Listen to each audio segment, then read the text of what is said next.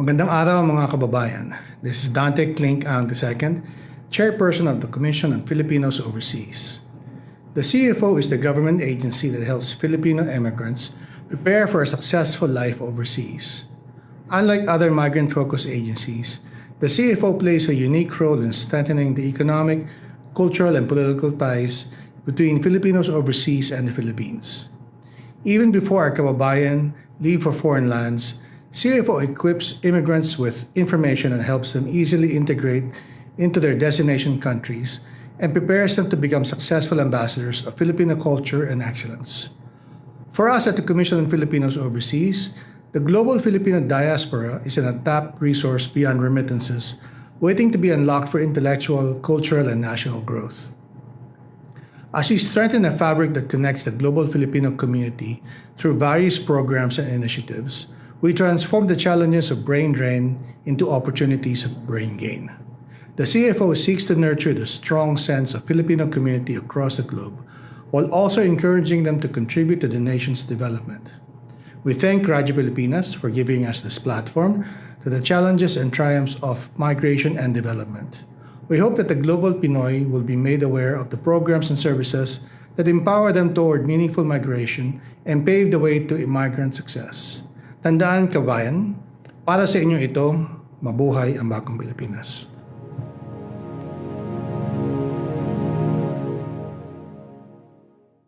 Narito na ang programang mag-uugnay sa mga Pilipinong naninirahan sa iba't ibang panig ng mundo. Serbisyong CFO sa Bagong Pilipinas. Serbisyong hatid ng Commission on Filipino Overseas at Radyo Pilipinas World Service. Ang programang magtatampok sa mga proyekto at serbisyo publiko upang mapalakas ang ugnayan ng milyong-milyong Pilipino sa kanilang bansang pinagmulan. Serbisyong CFO sa Bagong Pilipinas. Dito sa Radyo Pilipinas World Service. Tinig ng bayan, lakas ng katotohanan. Himpapawid na may layuning paglingkuran ang mamamayan. Sa bawat kwento may diwa ng serbisyo. Sa bawat balita may puso at paninindigan. Ito ang Serbisyong CFO sa Bagong Pilipinas. Serbisyong CFO sa Bagong Pilipinas. Dito sa Radyo Pilipinas World Service. Magandang araw Luzon, Visayas at Mindanao. magandang araw sa lahat ng Pilipino saan man panig ng mundo. Ito ang tambalang JK Magracia at RK Peralta. Kayo po ay nakikinig sa serbisyong CFO sa Bagong Pilipinas, handog po ng Commission on Filipinos Overseas at ng Radyo Pilipinas World Service. Ngayon ay Martes, ika-30 ng Setyembre, taong kasalukuyan. Magtungo po tayo sa mga balita na may kinalaman sa ating mga overseas Pinoys. Nandito na ang mga mahahalagang balita at anunsyo mula sa Commission on Filipinos Overseas. Balitang CFO. Balitang CFO. Dito lamang sa Radyo Pilipinas World Service. CFO Procurement Personnel Upskill and New Procurement Act. AYACAT launches Protect Portal to boost anti-trafficking efforts. CFO and CCP join forces to promote Philippine culture and arts. Migrant Fair kicks off in Baguio City today. Nandito na ang mga mahahalagang balita at anunsyo mula sa Commission on Filipinos Overseas. Balitang CFO. Balitang CFO. Dito lamang sa Radyo Pilipinas World Service. The Commission on Filipinos Overseas, led by Executive Director Undersecretary Maria Arlene S. Borja, successfully completed the 3-day New Government Procurement Act Caravan, organized by the Government Procurement Policy Board Technical Support Office on September 22 to 24, 2025 at UP Diliman. The training aimed to ease the transition of government agencies from the old procurement law to Republic Act 12009, also known as the New Government Procurement Act, with focus on transparency, competitiveness, and accountability. By investing in upskilling its procurement personnel, the CFO demonstrated its commitment to efficient and ethical governance, ensuring that public funds are utilized responsibly for programs that benefit migrants and overseas Filipinos. In other news, the Interagency Council Against Trafficking or AYACAT, in partnership with the International Justice Mission and Development Partners in Consulting Incorporated, launched the AYACAT Protect Portal on September 25, 2025 at the EDSA Shangri-La in Mandaluyong City. Envisioned as a single source of truth for trafficking in persons data, the portal will serve as centralized platform for case trafficking, coordination, and response against human trafficking nationwide. CFO Executive Director Undersecretary Maria Arlene Esbora, as lead of IACA's Advocacy and Communications Committee, or IACAT Advocom, emphasized the role of unified messaging in creating a stronger front to protect Filipinos both in the country and abroad. On the other hand, the Commission on Filipinos Overseas and the Cultural Center of the Philippines formalized a Memorandum of Understanding on September 25, 2025 in Pasay City to strengthen the promotion of Philippine culture and arts among Filipinos worldwide. The agreement was signed by CFO Chairperson Secretary Dante Clink-Ang II and CCP President Kay Tinga, with witnesses including CCP Trustee Teodoro Juni Del Mundo, CCP Vice President Jose Victor Gaite, and CFO Project Management Division Chief Marita Del Rosario Apatad. Through this partnership, both institutions aim to provide Filipinos overseas with access to authentic Filipino cultural experiences, strengthening national identity, and deepening ties with the motherland. Another news update from the Commission on Filipinos Overseas, the 2025 Month of Overseas Filipinos Migrant Fair officially opens today, September 30, 2025 at the Baguio City Convention and Cultural Center from 8 a.m. to 4 p.m. The event offers a wide range of services including a job fair, trade fair, free basic medical checkups, and assistance from key agencies such as OWA, SSS, PhilHealth, Pag-ibig Fund, DFA, DMW, and many others. Brought together by the Interagency Committee on Celebration of the Month of Overseas Filipinos with the City Government of Baguio and OWA CAR, the fair provides a one-stop venue for migrants, OFWs, and their families to access crucial support services and opportunities. Alamin ang mga serbisyong inihahatid ng Commission on Filipinos Overseas. Serbisyong CFO. Dito lamang sa Radyo Pilipinas World Service. Ngayong araw, kasama natin si Attorney Hannah Lizette Manalili, Executive Director ng Department of Justice Interagency Council Against Trafficking upang talakayin ang bagong Protect Portal sa pakikipagtulungan ng International Justice Mission. Sa ating mga viewers at listeners, iniimbitahan po namin kayo na magpadala ng inyong mga katanungan sa pamamagitan ng mga pagkomento sa ating Facebook Live. At syempre, babasahin po namin ito mamaya lamang po sa ating pong guest. Ayon, so upang bigyan tayo ng mas malinaw na paliwanag kung ano nga ba ang Protect Portal at kung paano ito makakatulong laban sa human trafficking, kasama natin ngayong umaga ang Executive Director ng DOJ IACAT. Let's welcome Attorney Hannah Lizette Manalili. Magandang umaga po at welcome sa serbisyong CFO sa Bagong Pilipinas, Attorney Hannah. Magandang umaga, RK at JK, at salamat ulit sa pagpapaunlak sa IACAT dito sa inyong programa. Ayun ma'am, magandang umaga po ulit at round 2 na po natin to. Matatandaan po na nag-guest na po kayo sa amin upang i-discuss po yung IACAT. At ngayon po ay... may bagong kampanya. Yan, oo. May bago naman tayong tatalakayin. So bago tayo magpatuloy, Attorney Hannah, nararapat lamang po na batiin natin ang Department of Justice Interagency Council Against Trafficking sa pagkamit ng ika-10 taon na dire-diretso sa Tier 1 status sa Trafficking in Persons Report. Isang malaking karangalan para sa bansa ang patuloy na pagkilala sa paglaban nito kontra human trafficking sa pinakamataas na antas ng pamantayang internasyonal. Congratulations po, Attorney Hannah and DOJ IACAT. Ayun, opo.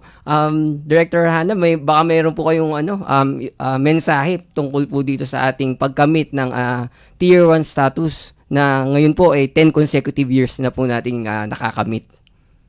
Maraming salamat, RK at JK. No? Actually, kakalabas lamang opisyal ng balita na tayo ay ginawaran ng Tier 1 ranking. At hindi lamang ito karangalan para sa DOJ IACAT, karangalan ito para sa buong bansa dahil iisang nasyon tayong nagsugpo ng human trafficking.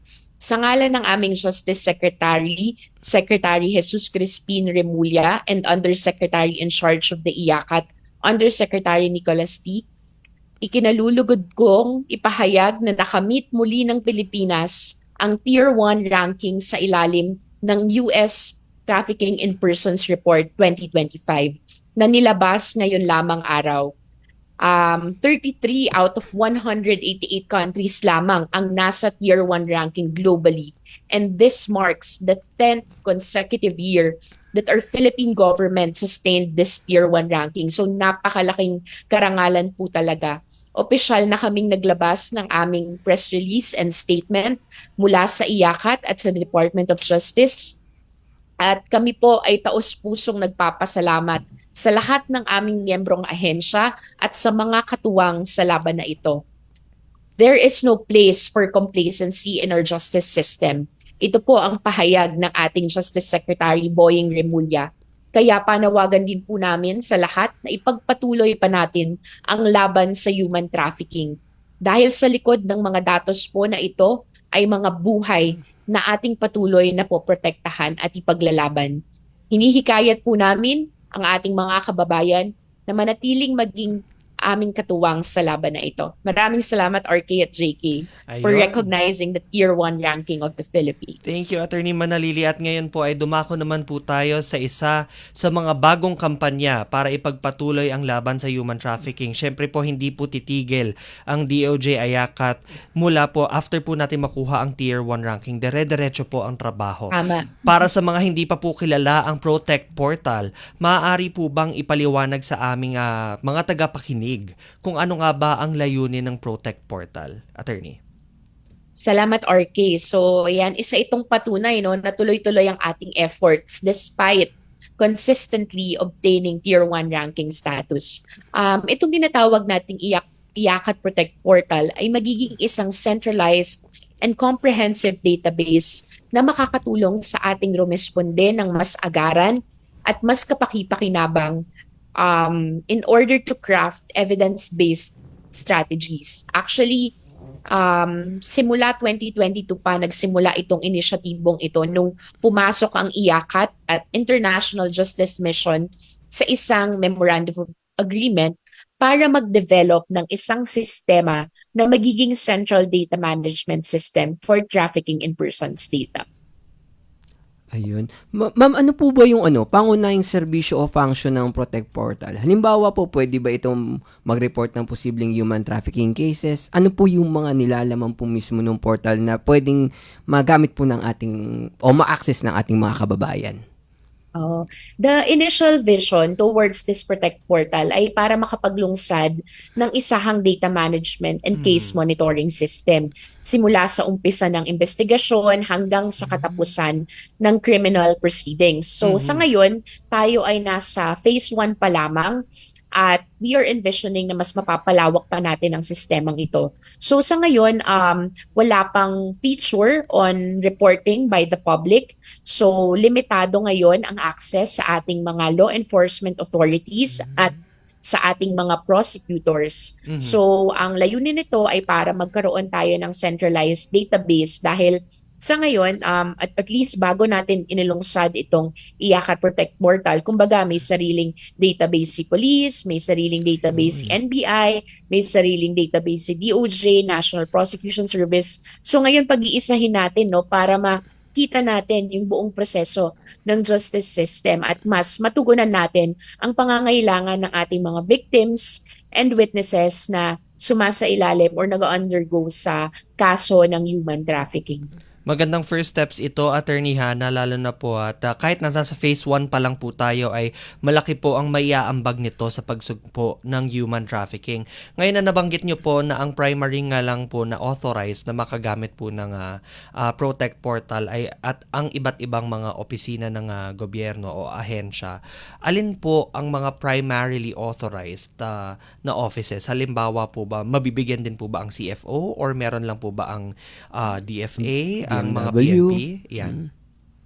So yung primary na may access dito na currently may full access to the phase 1 features ay ang Philippine National Police, National Bureau of Investigation, and Department of Justice because we are currently centered on enforcement data. Pero magkakaroon din ng access ang ating mga miyembrong ahensya, limited lamang doon sa dashboard na nagsasummarize na ng reports dun sa in-input na datos ng ating mga kapulisan at ating mga prosecutor. So kumbaga, bulk of the inputs right now will be coming from our law enforcement, pero magkakaroon din ng access ang ating mga miyembrong ahensya para mas mabilis, no? Mapabilis natin yung information sharing. So, yun yung magiging susi paano makakatulong sa CFO, sa DFA na paano mag-develop ng inyong mga policies and programs. Halimbawa, makikita nyo na dito sa area na to, no, dumarami ang kaso ng trafficking. Makakatulong yun para mag-shape ng mga awareness campaign and education campaign. So, yun yung isa sa mga features ng itong IACAT Protect Portal. Ayun.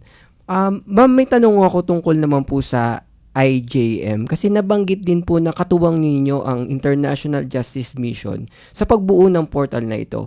Ano po ang naging ambag nila o naging aspeto po ng inyong partnership with IJM patungkol po sa portal? Oo, magandang na-raise mo yan, JK, no? Napakalaki ng ginampanang role ng International Justice Mission sa proyektong ito. Unang-unang sa lahat, sila ang main partner ng IACAT sa pag-umpisa at sa pagpursige. Napakaraming taon ng ginugol para sa proyektong ito at hindi natin ito matutugunan lang as a government agency. So napakalaking bagay ng partners dahil nandiyan ang technical expertise ng International Justice Mission, nandiyan ang kanilang persistent efforts at sila rin yung nagrekomenda ng consultant na technical consultant na nagdisenyo ng portal na ito. So bukod pa sa continuous support na ibinibigay sa atin ng IJM as a member agency of the IACAT, sila yung backbone sa paglunsad din itong Protect Portal. So, maraming salamat din pala sa International Justice Mission sa pangunguna ni Attorney Sam Inocencio. Tama po ba, ED Hannah? Tama, Ayan, RK. Attorney Sam, hello po. Magandang umaga at sana nanonood po kayo. Ayan, so may question lang ako. Very interested kasi ako sa part na ito, Attorney Hannah. So, paano naman kung ang isang private organization o NGO ay may na-rescue o nakilalang biktima? May paraan ba para makapag-report sila sa pamamagitan ng portal or kanino ba dapat sila lalapit? So, gaya ng nasabi ko ngayon, napakaganda actually nung ideya na ibabahagi nyo ngayon na sana yung portal eventually would be part of a public reporting or private reporting. Kaya lang sa ngayon, wala pa sa plataforma ng ating portal ng ganitong feature. So sa ngayon, hinihikayat natin yung ating mga kababayan and even agencies, partners na NGOs na sumangguni at lumapit sa ating mga law enforcement authorities dahil sila po yung may access to the portal. So, base rin to sa nilunsad natin na naaprubahan recently, yung National Referral Mechanism na Enhanced and the Victim Identification System Guidelines na pinapatibay kung paano yung referral and reporting mechanisms when there are cases of referred or rescued trafficking victims. So, susundan pa rin natin yung guidelines na yon. Isusupplement lang ng itong Protect Portal sa tulong ng ating mga law enforcement authorities yung pagbantay at pagsuri doon sa stages of the cases reported. Ayun. Ako naman, ma'am, may tanong naman ako dahil nag-uusap tayo tungkol sa mga datos po, no? At batid ko na pinag-uusapan natin mga datos ay mga bagay na medyo sensitive. Alam niyo na, mga biktima ng trafficking. Gusto kong itanong lang yung mga sa aspeto ng security and confidentiality ng ating portal. Ano po ba yung mga security features na meron po ito na mag-i-ensure din sa publiko natin na kung ano man ang datos dito ay protektado din po? Yan, oo, magandang katanungan din, JK.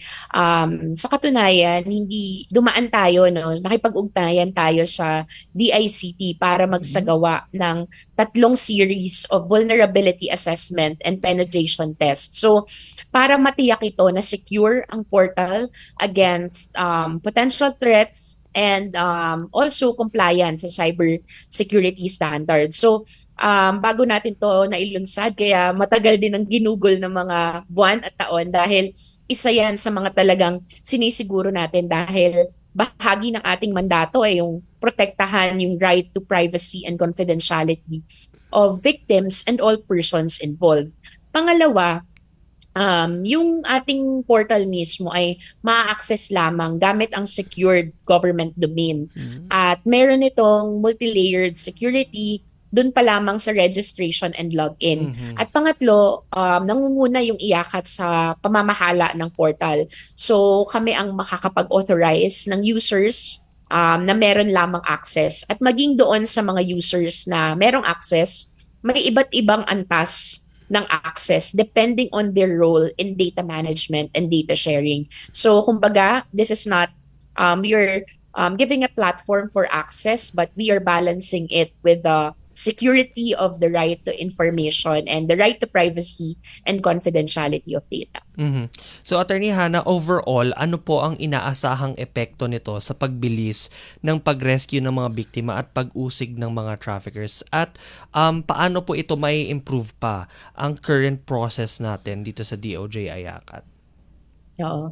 Salamat, RK. Gaya nga ng nabanggit ko rin kanina, no, nasa initial stages tayo of the Protect portal, and hindi pa natin nare-reach at this point yung full potential of the portal, but it's really good initiative on the part of our Philippine government, lalong-lalo na, no, ito yung magsisimula at napakalaking hakbangin towards a more digitalized approach to our anti-trafficking efforts.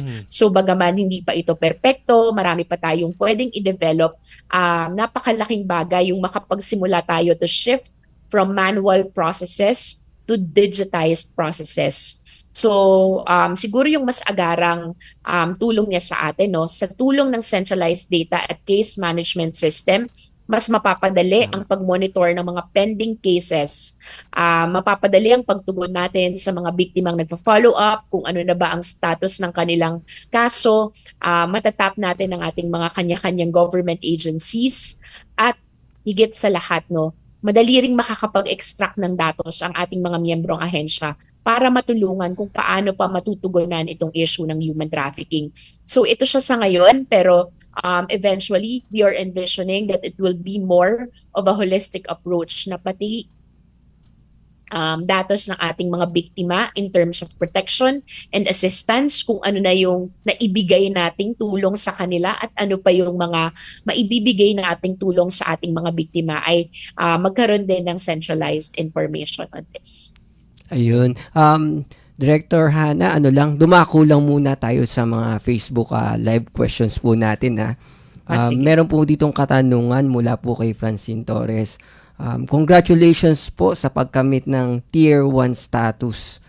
Ang tanong ko po ay, ano ang mga signs o red flags ng human trafficking na dapat malaman ng kababayan natin? Diba? Human trafficking overall. Oo, classic na tanong to. Direct, pero yun. Oo. Sige, magandang tanong, no? Yan talaga isa sa mga layunin natin sa mga information and educational campaign like this, actually, yung program.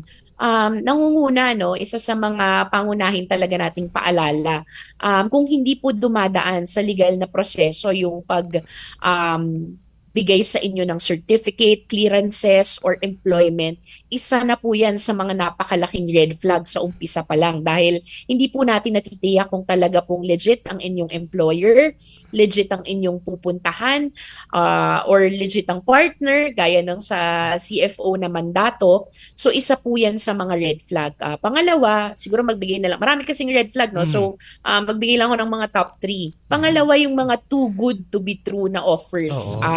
Naiintindihan po natin yung ating mga kababayan. Syempre, gusto rin nating mangarap at maghangad ng mas mabuting buhay at mas mataas na income. Pero kadalasan po, no, yung mga nagsasabi po sa inyo na ganito lamang pagdaraanan mo, easy na lang to na access, wala na tayong kailangan kuning government clearances, or ito po ang kikitain nyo sa loob ng isang buwan. Mag-ingat po tayo dyan, dahil yung mga too good to be true offers po, kadalasan ang kapalit ay yung ating safety and our lives.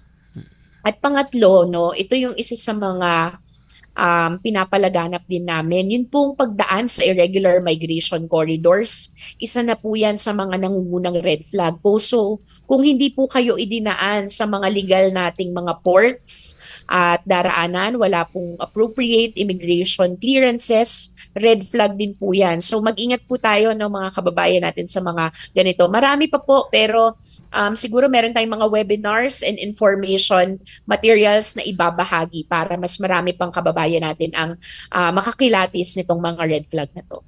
Ayun, maraming salamat po, Attorney Hannah. May isa pa po tayong katanungan mula po kay Maria Carrillo. May assistance po ba ang DOJ Ayakat sa mga biktima na nagre-report or nag-report sa mga law enforcements, lalo na po sa portal? Halimbawa po, legal aid. Mm. Ayan, so napakagandang katanungan din yan, no? Meron tayong free legal aid and assistance or free counsel na binibigay sa mga informant or sa mga biktima ng human trafficking. So, nakasaad yan sa ating batas at isa rin yan sa mga mandato ng Department of Justice. So, nangunguna nandiyan ang ating mga prosecutors and task forces na sila mismo ang haharap, no, Attorney Hannah? Nawala yata si Attorney Mukhang may Hannah. konti tayong Oo, technical pero difficulties. napakagandang inisyatiba talaga ng DOJ Ayakat, pati ang legal assistance, free legal assistance. Na bibigay kailangan pa naman ng- talaga ng Oo. mga ng mga biktima. Bukod dun sa usapan tungkol sa sa portal. Natutuwa ako na isa tayo sa mga unang nagbalita ng pagkamit natin ng Tier 1 status. Hindi ko naasahan tong araw na to na Oo, dito mangyayari ito. Congratulations Oo. again ulit, no, sa lahat ng partners din ng Ayakat. Nako, it's a joint and a collaborative effort. And sabi nga ni Attorney Hannah kanina, hindi lang po ito kampyonato ng DOJ Ayakat, kundi kampyonato ito ng buong Pilipino sa iisang nasyon, iisang aksyon.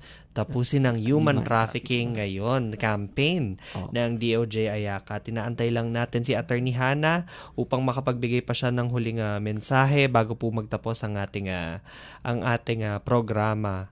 Oh. Pero Attorney.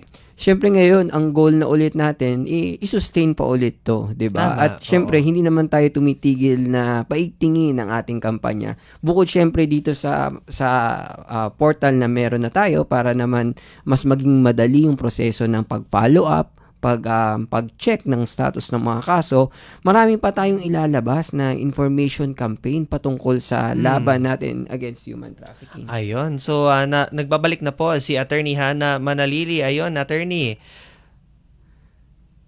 Yes. Ayun. Welcome salamat, back, Attorney. nagbabalik.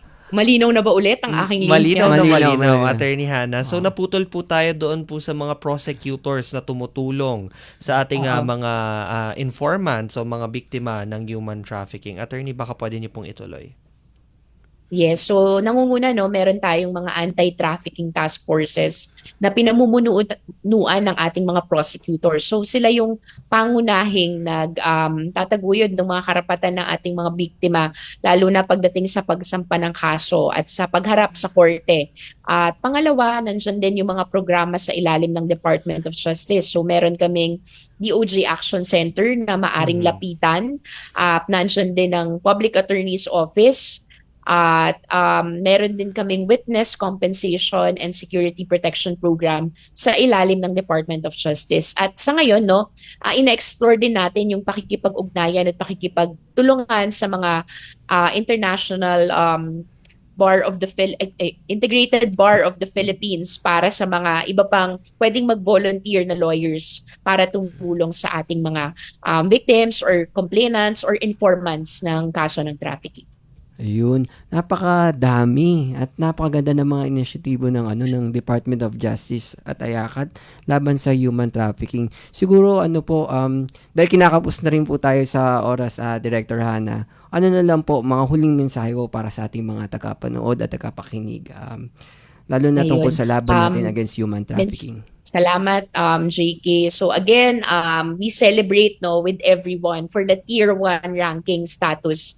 At pinapabatid din namin ang aming commitment na bagamat nakamit natin ang Tier 1 ranking na ito, hindi tayo titigil sa ating mga efforts against trafficking. So we reaffirm our commitment to our member agencies at lalong-lalong na po sa ating mga kababayan na yun po talaga ang ating tunay na boss, ang ating mga pinagsisilbihan sa pag-deliver ng mandatong ito. So, katuwang dito, of course, inaasahan din po natin ang ating mga kababayan na maging bahagi ng ating malakas na impormasyon at awareness campaign.